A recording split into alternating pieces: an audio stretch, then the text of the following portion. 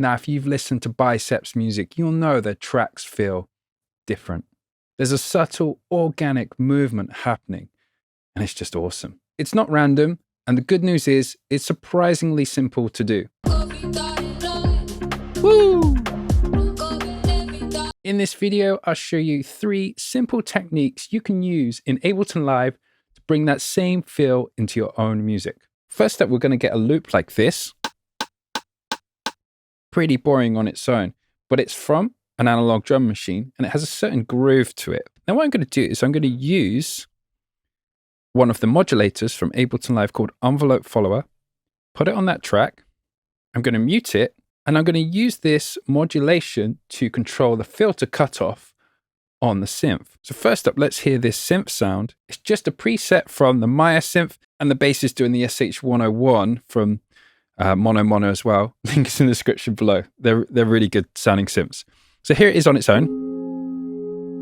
Now, if I bring in this modulation map, and I go over to the Maya, and I click the frequency or the filter cutoff, we start getting that movement come in. Now I can dial in a bit more gain.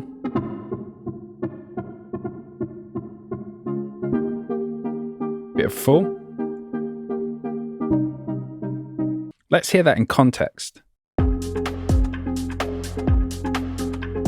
So without and with. Yeah, it's got that movement, hasn't it?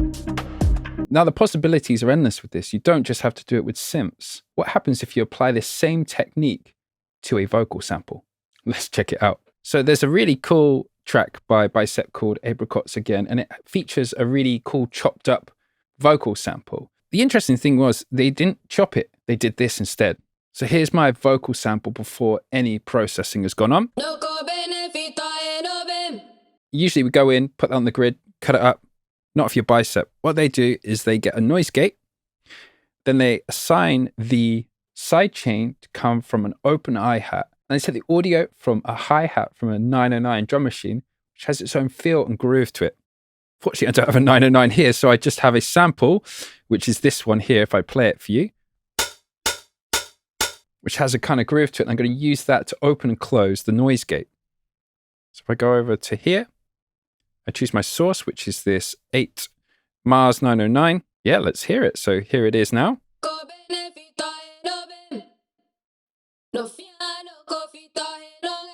So cool, right? This choppy sound, I love it. So you've got your attack, hold and release, which act like an envelope.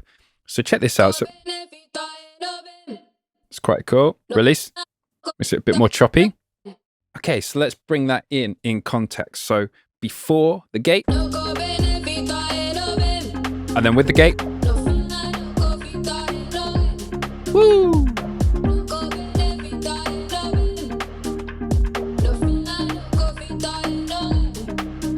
And that leads me on to my third and final trick, which is, what if you could take a similar approach to a lead synth and make it not just move, but breathe?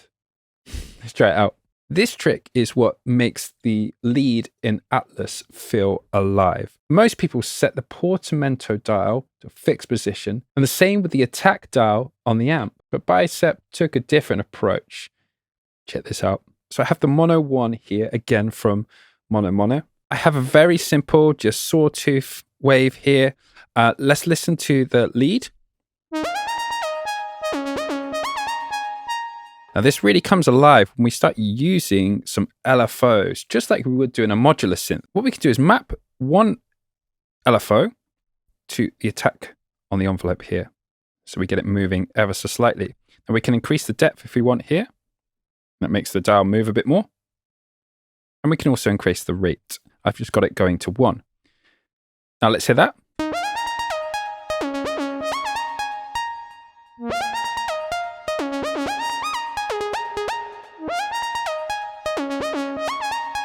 It's so cool. That modulation on just the amplitude dial makes it bend in and out, giving it that organic movement. Now, to further give it some movement, we're going to have a very slow, small LFO being mapped to the portamento dial, which basically means it's going to go from some nice glissando, sort of slidey notes into choppy, plucky ones, giving it an extra bit of movement. And I've not quantized this one. It's just on a frequency rate. Cool, so let's hear that in context.